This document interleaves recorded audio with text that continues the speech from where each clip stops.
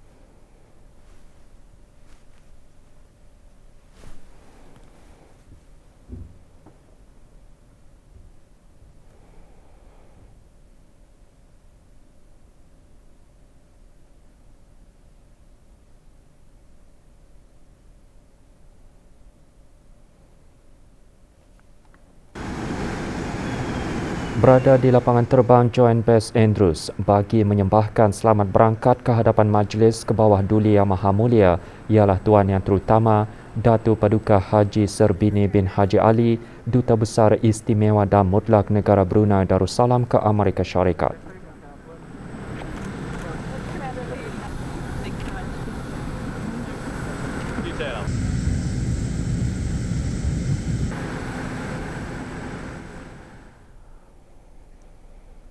Semasa keberangkatan Kebawah Duli Yang Maha Mulia ke Washington DC, Baginda berkenan menghadiri majlis santap tengah hari yang dihoskan oleh Puan Yang Terutama Kamala D. Harris, Naib Presiden Amerika Syarikat, di mana para pemimpin membincangkan perkara-perkara mengenai kerjasama maritim dan pemulihan pandemik dan kesihatan.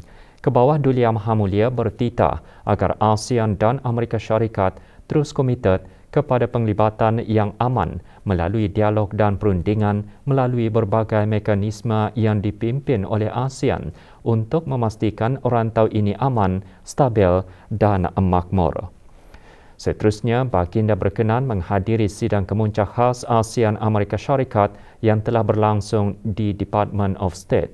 Sesi plenari pertama telah dipengerusikan oleh Puan Yang Terutama Naib Presiden Amerika Syarikat dan membincangkan mengenai tindakan iklim, transformasi, tenaga bersih dan infrastruktur mampan. Semasa sesi tersebut, Kebawah Duli Yang Maha Mulia mengalu-alukan penglibatan Amerika Syarikat dalam inisiatif-inisiatif perubahan iklim di rantau ini. Manakala sesi plenari kedua telah dipengerusikan oleh Tuan Yang Terutama Joseph R. Biden Jr., Presiden Amerika Syarikat, di mana para pemimpin berbincang mengenai isu-isu serantau dan global serta hubungan ASEAN Amerika Syarikat di masa hadapan dan isu-isu mengenai rantau Indo-Pasifik. Pada sesi ini, Kebawah Duli Yang Maha Mulia mengalu-alukan pembaharuan komitmen Amerika Syarikat kepada ASEAN dan menzahirkan keyakinan bahawa hubungan ASEAN Amerika Syarikat akan terus maju menuju ke arah masa depan yang aman, makmur dan penuh dengan peluang di bawah kepimpinan Presiden Amerika Syarikat. Pada sidang kemuncak khas ini, ASEAN-US Special Summit Joint Vision Statement telah diluluskan. Pertemuan julung-julung kali para pemimpin ASEAN dan Amerika Syarikat di Washington DC membuka lembaran baharu dalam memantapkan lagi hubungan sedia ada untuk terus mempromosi dan mengekalkan keamanan, keselamatan, kestabilan dan kemakmuran. Kita saksikan detik-detik bersejarah sepanjang 2 hari pertemuan para pemimpin dalam sorotan sidang kemuncak khas ASEAN Amerika Syarikat.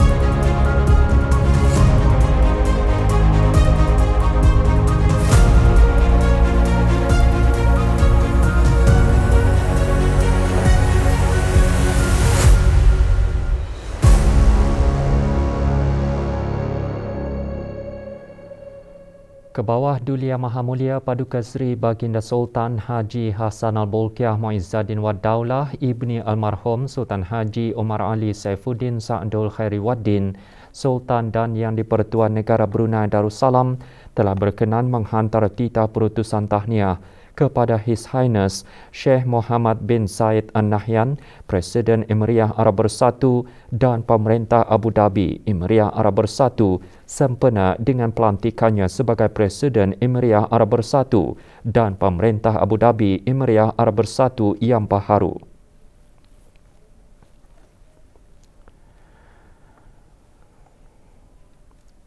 Yang Teramat Mulia Paduka Seri Pengiran Anak Puteri Fazilah Lubabul Bolkiah binti Kebawah Duli Yang Maha Mulia Paduka Seri Baginda Sultan Haji Hassan Al-Bolkiah Muizzaddin Wad Daulah berkenan berangkat ke sesi pemilihan skuad bola jaring kebangsaan bagi kejohanan bola jaring Asia ke-12 selaku ahli panel pemilihan. Sesi diadakan di Sekolah Sukan Kelmarin.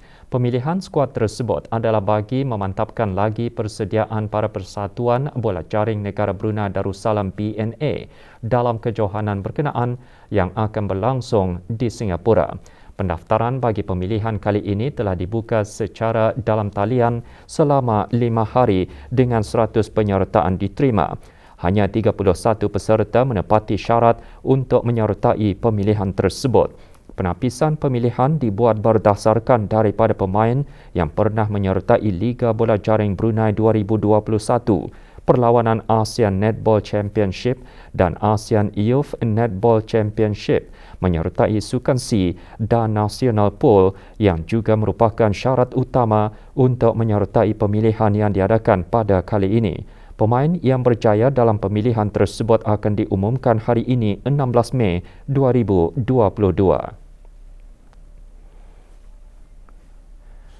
824 dos pertama vaksin telah diberikan kepada kanak-kanak berumur 5 hingga 11 tahun pada 14 Mei 2022 yang membawa jumlah keseluruhan pemberian vaksin dos pertama kepada 31,933 dos iaitu 74.4%. Perangkaan itu dimaklumkan oleh Menteri Hal Ehwal Dalam Negeri pada sidang media situasi terkini jangkitan COVID-19 di Dewan Al-Afiah Kementerian Kesihatan. Yang berhormat Pihen Orang Kaya Sri Kerna, Datu Sri Setia Dr. Haji Awang Abu Bakar bin Haji Apong juga mengongsikan 1,113 dos kedua vaksin telah diberikan kepada kumpulan umur tersebut yang membawa jumlah keseluruhan kepada 9,925 dos iaitu 23.1%. Dalam pada itu, liputan bagi penduduk negara ini yang telah menerima 3 dos vaksin adalah 68.4%. 248 kes baru telah dilaporkan, iaitu 245 kes hasil ujian ART dan 3 kes adalah hasil dari 352 ujian makmal RT-PCR. Oleh itu, jumlah keseluruhan kes yang dilaporkan di negara Brunei Darussalam setakat ini ialah 144,659 kes. Statistik harian COVID-19 yang lain adalah seperti berikut. Tidak ada kes yang dikategorikan dalam kategori 5, yakni mereka yang memerlukan rawatan di unit rawatan intensif ICU, dan tidak ada kes sedang berada di kategori 4, yakni mereka yang memerlukan bantuan oksigen dan di bawah pemantauan rapi. Sebanyak 261 kes telah disahkan sembuh, yang membawa jumlah kes yang sembuh kepada 142,788 kes. Jumlah kes aktif pula ialah sebanyak 1,651 kes, iaitu 17 kes sedang dirawat di hospital, manakala 1,634 kes sedang menjalani pengasingan diri di rumah. Cabaran yang dihadapi dalam sistem kesihatan semasa pasca pandemik COVID-19 dan saranan untuk meningkatkan lagi usaha-usaha bukan sahaja dalam memulihkan aspek kesihatan, malah untuk mengembangkan lagi cara inovatif dalam mengukuhkan sistem kesihatan yang berdaya tahan untuk persediaan kecemasan kesihatan awam di masa hadapan. Perkara itu antara yang ditekankan oleh Menteri Kesihatan semasa mesyuarat Menteri-Menteri Kesihatan ASEAN ke-15 dan mesyuarat berkaitan. Yang berhormat Datu Sri Setia Dr. Haji Awang Muhammad Isham bin Haji Jaafar seterusnya menyeru agar kerjasama ASEAN dalam pembangunan kesihatan untuk diteruskan melalui pertukaran pandangan serta maklumat dalam mempelajari kejayaan serta cabaran yang ditempuhi di negara masing-masing. Mesyuarat didahului dengan sidang retreat Menteri-Menteri Kesihatan ASEAN yang membincangkan usaha-usaha ASEAN dalam mengembangkan pengiktirafan bersama sijil-sijil kesihatan bagi COVID-19 dan penubuhan pusat ASEAN bagi kecemasan kesihatan awam dan kemunculan penyakit-penyakit. Yang berhormat juga mengadakan perbincangan dua hala secara berasingan bersama Menteri Kesihatan Republik Indonesia dan Menteri Kesihatan Republik Singapura. Mesyuarat bersidang di Bali, Indonesia selama 2 hari bermula kemarin. Mengukuhkan hubungan kekeluargaan dan meningkatkan kesedaran terhadap isu-isu berkaitan keluarga, lebih-lebih lagi dalam konteks trend global dan perubahan semasa yang telah dan terus membawa perubahan signifikan kepada struktur institusi keluarga, merupakan tujuan sambutan Hari Antarabangsa Keluarga diadakan. Perkara tersebut dikongsikan dalam Perutusan Menteri Kebudayaan Belia dan Sukan sempena Hari Antarabangsa Keluarga 2022. Tema Hari Antarabangsa Keluarga tahun ini, Families and Urbanization, secara khususnya bertujuan untuk meningkatkan kesedaran terhadap pentingnya dasar pembandaran yang mampan dan mesra keluarga.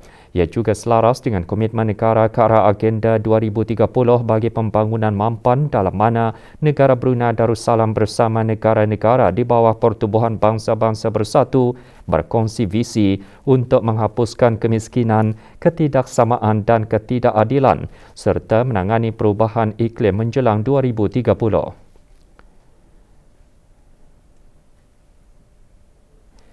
Fokus sambutan Hari Keluarga Kebangsaan tahun ini bersama memeduli keluarga, mengetengahkan peranan keluarga dalam pembangunan masyarakat dan negara dengan berfokuskan kepada 3 aspek utama iaitu meningkatkan work-life harmony, mengukuhkan perlindungan kanak-kanak dan sokongan kepada ahli keluarga. Beberapa aktiviti dan inisiatif dirancang, antaranya Muktamar Antarabangsa Fiqh Al-Usrah Muafiq dan program jagaan keluarga angkat. Negara Brunei Darussalam amat berbangga atas pencapaian atlet wushu negara yang berjaya meraih pingat emas pertama negara di Sukan Asia Tenggara ke-31 Vietnam, yang diharap dapat menjadi contoh kepada atlet negara yang lain. Perkara tersebut dijelaskan oleh Yang Berhormat Major Jeneral Bersara Datu Paduka Seri Awang Haji Aminuddin Ehsan bin Pihin Orang Kaya Saiful Molok Datu Seri Paduka Haji Abidin, Menteri Kebudayaan Belia dan Sukan semasa menyambut kepulangan kontingen negara Brunei Darussalam yang bertanding dalam Sukan Pencak Silat di Sukan C ke-31. Kita yakin bahawa atlet negara kita mampu untuk memperoleh pingat yang lebih daripada 1 emas di masa-masa yang akan datang lagi. Terus berjuang kepada atlet-atlet negara, kita percaya bahawa ini adalah satu perjuangan yang mampu diraih di kejohanan-kejohanan yang akan datang. Saya berasa berterima kasih dan amat menjunjung kasih kepada Kebawah Duli Yang Maha Mulia dan kerajaan kerana memberikan saya peluang mewakili negara ke SEA Games tahun ini.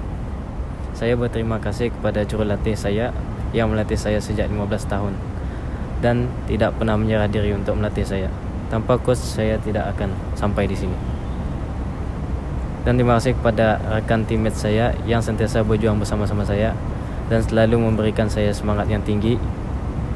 Tidak lupa kepada ibu bapa saya dan abang-abang saya yang memberikan sokongan kepada saya sejak saya mula menceburi sukan wushu ini.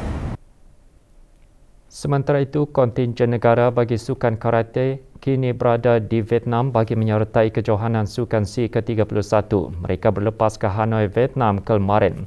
Berada di lapangan terbang antarabangsa Brunei bagi mengucapkan selamat belayar Yang Berhormat Major Jeneral Bersara Datu Paduka Seri Awang Haji Aminuddin Ehsan bin Pihin Orang Kaya Saiful Molok Datu Seri Paduka Haji Abidin, Menteri Kebudayaan Belia dan Sukan.